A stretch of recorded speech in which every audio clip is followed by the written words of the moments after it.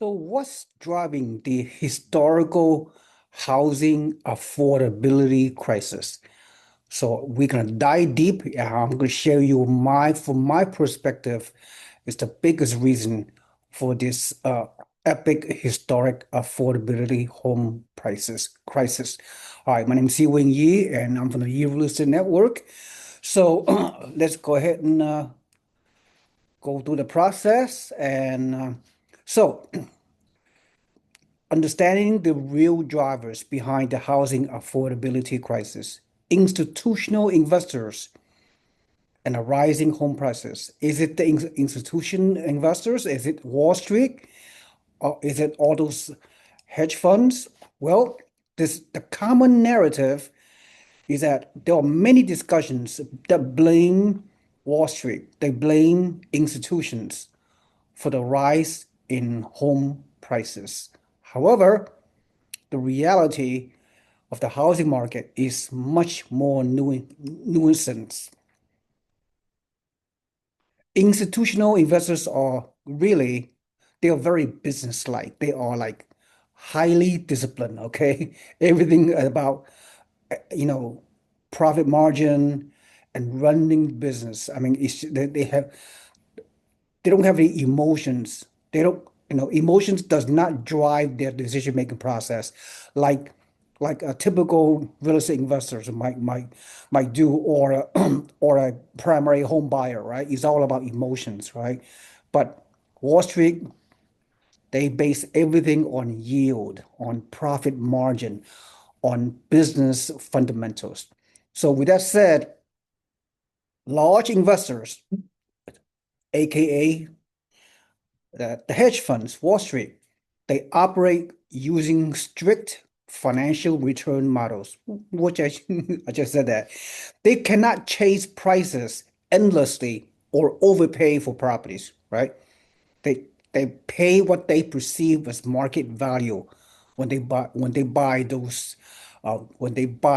single family homes to rent out, right? Typically, right? Single family homes.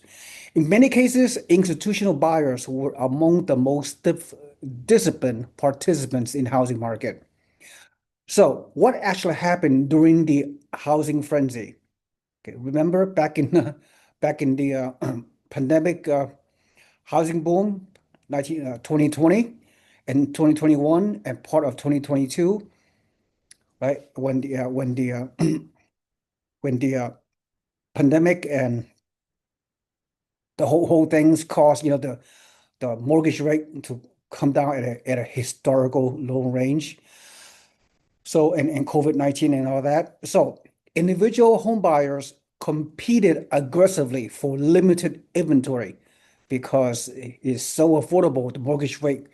Some people are able to get mortgage rate as low as 2.5%, 30-year fixed rate mortgage. So that those historical low mortgage rates are just causing the whole housing boom back in the pandemic housing boom.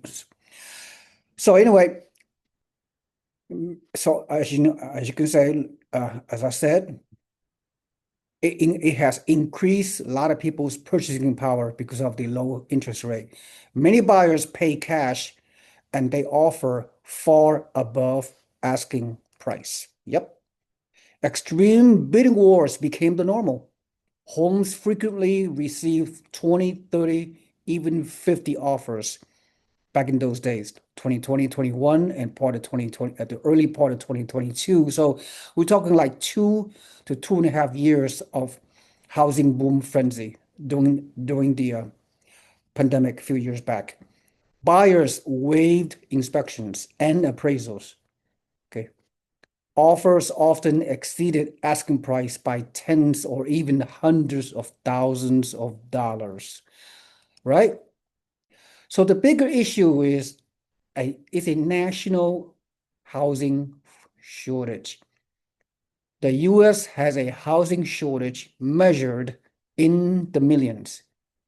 For decades, housing construction has not kept up with population growth.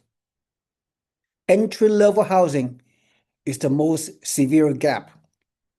The shortage of affordable homes has been growing since the 1980s. Builders shifted toward larger, higher price homes due to rising costs, land prices, and regulation. So why investors focus policies that miss the problem? Okay, they miss a real problem. Even if 50,000 homes were released over the next 7 years, the impact will be minimal. So the real long-term solution is number one, we need to increase housing supply across the country. Number two, we need to encourage development of affordable and entry-level homes. Number three, give families more options so supply can finally meet demand. So what's really happening is that again, see, a lot of the large builders in the country, the D.R. Horton and the and Lennar, right? All those mainstream builders, they're building pricier homes, 500K, 800,000, because that's how they make their margin. That's how they make their money. So, so they're really built for the middle and upper middle class of home buyers, owner occupied buyers all over the country, especially in the in the western region of the U.S. and in the south and southeast.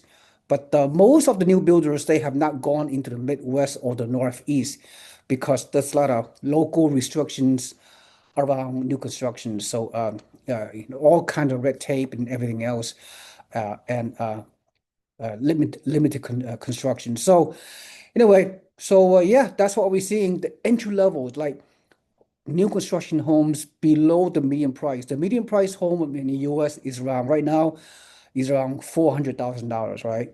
So in order for the entry level homes, right, for first time home buyer homes, they are in a range like 200,000, around two to $300,000. I call that entry level starter homes.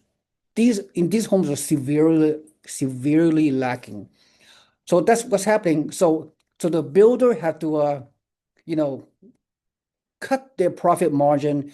They need to redo the construction model to accommodate the mainly the first time home buyers, the VA, Veteran Administration, 0% down buyers, veterans such as myself qualify for 0% down VA loans, and FHA, typically first-time home buyers, FHA 6.5% down payment.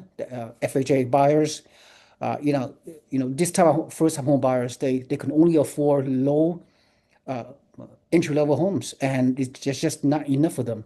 So so I believe the the housing crisis will continue for the rest of this decade. At least we will have a housing shortage. Some people say there are some sources say we are 3 million homes short.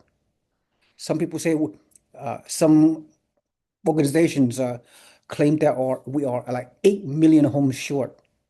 So the demand of homes exceeds supply. That's why we're still seeing rising home prices and stabilization as well. So no housing crash, as we all know by now, because of the economics 101. The demand for homes are greater than supply. So home affordability is a systematic, fundamental issue that is just we're not building enough homes to accommodate the rising population. So it's a fundamental issue. So it takes uh, it takes a lot of different type of issues to get this resolved. One thing is a federal, state, and local issues. Everybody have to play a role. The builders, the developers, the local city ordinance, permitting, and the builders' willingness to reduce their profit margin to build more entry-level homes. Right? So the recap is, yeah, we will continue I believe, for the duration of this decade. Right now is 2026. There are only four more years left before before we reach 2030. So who knows? So anyway, so that's my recap. So I would like to hear your comments. Please comment below and let me hear what you think. All right. Other than that, please, if you like the value of this presentation, please like and subscribe to my YouTube channel.